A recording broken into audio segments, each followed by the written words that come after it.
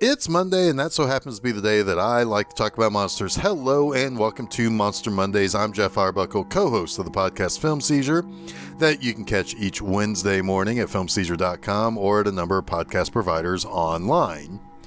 And oh yeah, it's time for some good old-fashioned 50s science fiction silliness. This week, I'm going to talk about Invasion of the Saucermen from director Edward L. Kahn. Now, this was based on a short story by writer Paul Fairman, and Fairman was an editor and a writer and did a lot of work in science fiction. He wrote novels and published short stories in anthology mags like Amazing Stories and Fantastic Adventures and so forth. The original story that this was based on was released in 1955 under the title The Cosmic Frame. And this was turned into a film by writers Al Martin and Robert J. Gurney Jr. However, Edward L. Kahn has a huge list of movies that he's directed within his filmography. While he did do some shorts along the way, his directing career really does go back to 1931 and finished in 1962 with a version of Beauty and the Beast. And unfortunately, he passed away in 1963. But he did some pretty interesting stuff. He did a lot of drive-in and B movies like It, The Terror from Beyond Space, and Zombies of Mora Tau.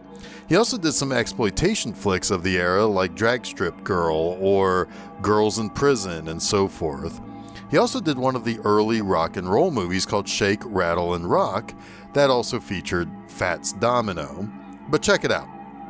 Kahn was also an editor before becoming a director. He worked on the Conrad Veidt horror mystery The Man Who Laughs, which acts as a bit of a reference point and inspiration for the look of the Joker some years later in the Batman comics. Kahn also was uncredited as an editor for the 1930 Oscar winner All Quiet on the Western Front. And hey, speaking of Batman, one of the actors in Invasion of the Saucermen is Frank Gorshin. Gorshin played the Riddler in the 60s Batman TV series, so there's that too.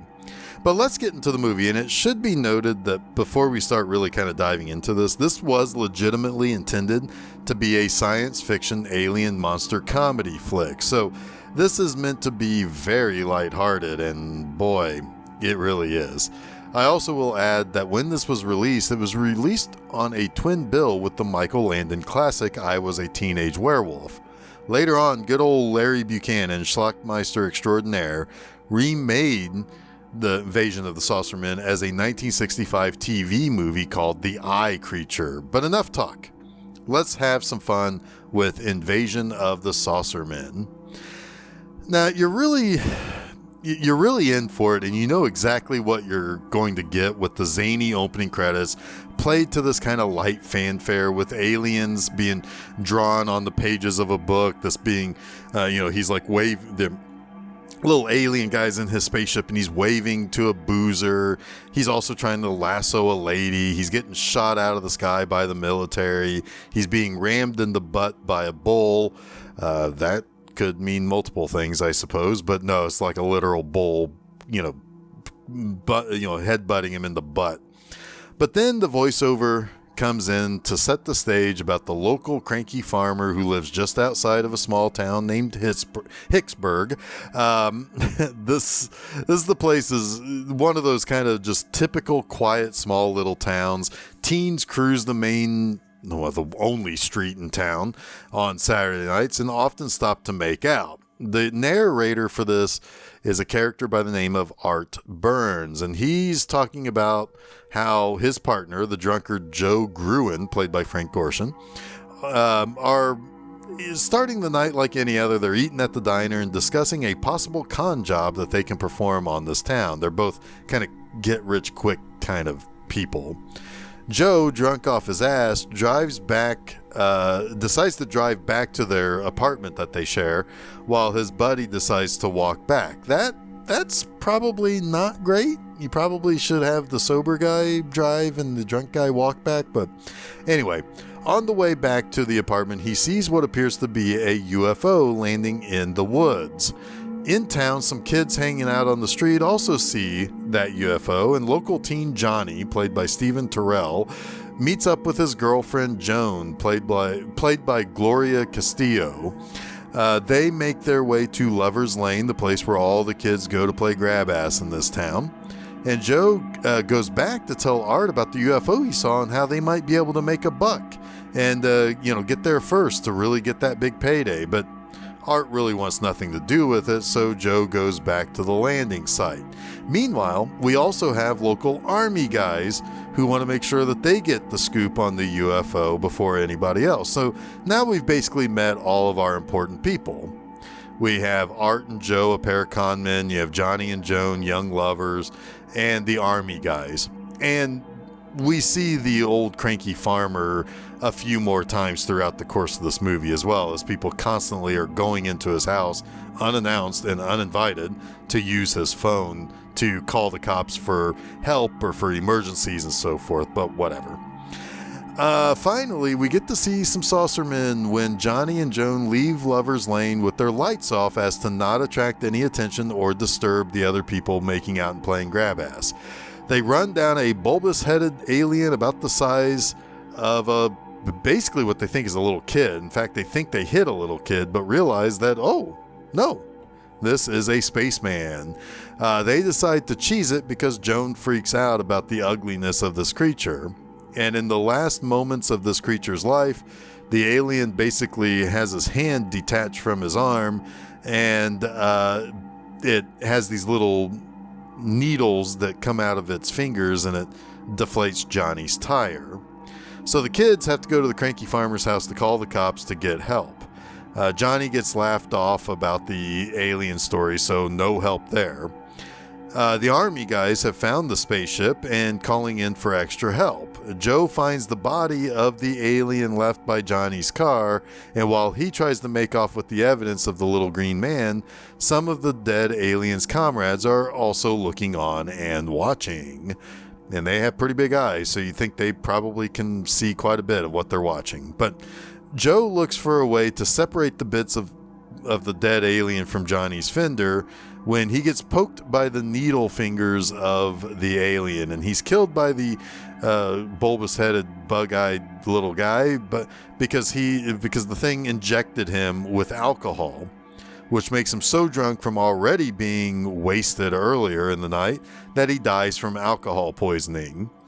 The other aliens wander around, and while the army tries to figure out how to communicate with the alien spaceship.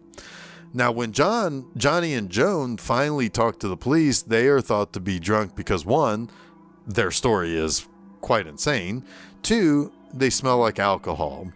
So they are basically brought downtown to be blamed for drunk driving, reckless driving, and killing a man.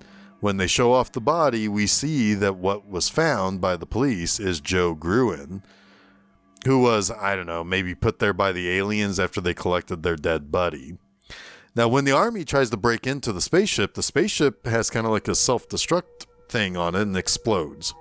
Johnny realizes that the little spacemen must have framed them for Joe's death because Johnny figures that the aliens are, pretty darn smart. Now, they sneak out and take off with the police chief's car, and they end up ultimately having to fend off an attack from the disembodied hand that's trying to inject Joan with alcohol that it used to kill Joe. They find Joe's roommate Art and tell him about the little spaceman, and he decides to join Johnny and Joan to get the proof of the alien so that Johnny and Joan can beat their manslaughter rap and Art can get rich pretty quick. When they get to the police car where the hand was trapped by Johnny and Joan, they discover that light causes the aliens to disappear in a puff of smoke. The little guys are so sensitive to the light that they will avoid it at all costs. Now, as the spotlight on Joan's car fades, they get attacked and Art is injected over and over, but he doesn't die because, as Johnny figures out, he wasn't drunk when he was attacked like Joe was. So Joe, they later find out, the autopsy says that he was killed by basically heart failure from alcohol poisoning. So that even gets them off of the rap, and basically the cops have no more desire to ever talk to Johnny and Joan ever again. Now, in the end, the teenagers come to save the day. Not the military, not the adult authorities in town. It's the teenagers who believe one another and use their headlights to ultimately kill the aliens by turning all of the rest of them into puffs of smoke. Oh, and apparently Johnny and Joan get married right there on the spot in the back of some buddy's car at Lover's Lane. So, yeah, that's how this movie ends. But let's get to the 3 things that I like about Invasion of the Saucermen. I'm not gonna lie, this is not a particularly great movie. However, I can find those 3 things I like about it. It's kind of contractual around here. But first off, this is the type of movie that would play late at night on local television. There's kind of a warm and fuzzy feeling to this type of movie. It's like the classic movie that plays while you fall asleep on the couch on a Saturday night in the 70s or 80s. It has no business on TV during prime time. It's this kind of cheapo, kind of lame yet inoffensive spaceman movie from a time in which spaceman movies was king in theaters and drive-ins. It's like the type of movie that plays on the TV of another movie in which our main character is watching a monster movie while, I don't know, writing a script for a podcast or about to be snuck up on in real life and attacked by a different monster.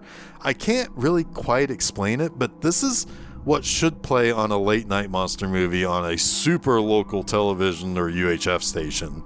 It's almost like one of the most 50s stylized alien monster movies that have ever existed, and boy, it really kind of does not exist too well either. Now, I will give this movie one thing, and it's going to be my second like for this episode. This movie tries to do a lot with how little they have. They have one road, a police station set, and a couple of locations that stand in for the woods, and that's really it. Beyond that, I'm not sure that they even really had a completed script. I can't be all that upset, though, either. Somehow they got about a dozen actors together, made up some alien guy suits, gave some guys army outfits, and they just made a movie. Somehow, some way, they got 70 minutes out of all this. And I think if I thought about this long enough, I don't know, I'd probably find some kind of attempt to make this some sort of deep exploration of how booze is bad for you and how kids who have parents in positions of power can get them off the hook for crimes like stealing a police car and manslaughter. Yeah, Joan's dad in this is the city's lawyer, so there was probably no hope in hell that she was ever going to spend a moment in jail, but I digress. Or maybe it's something about how adults are kind of useless when all the kids want is to be taken seriously. I don't know. It might have something there, but it's an incredible stretch to find anything deeper meaning in this movie. But hey, they somehow made this movie, and it got put out in theaters and drive-ins all across the country, and I cannot fault them for that. And now, thirdly, I really do like the aliens, though.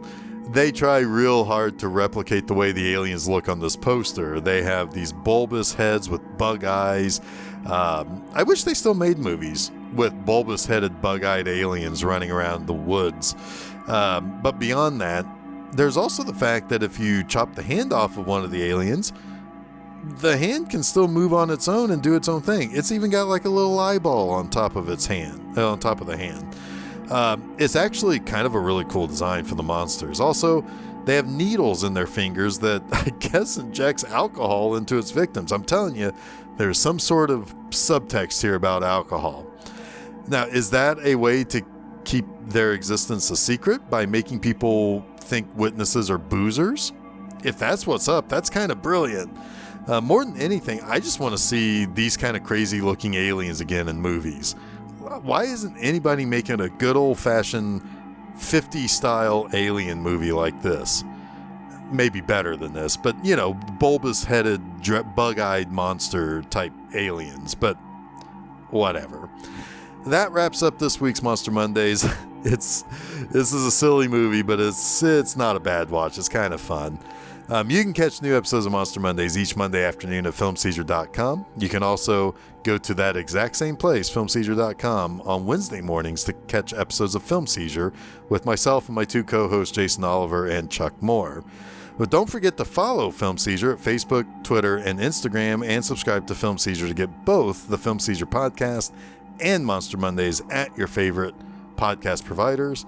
And we also upload stuff to YouTube. It's just the audio stuff, but we put it up there anyway because I know some people like it there as well. You can also check out my website, bmovieanima.com, to read new reviews and articles every Friday morning. Join me next time as I dive into the first part of a theme for the month of February. What's the theme? Well, I'm going to do a 4-part dive into some Doctor Who serials that are all Cybermen stories, specifically from the era of Patrick Troughton's second Doctor. And until next week, stay spooky.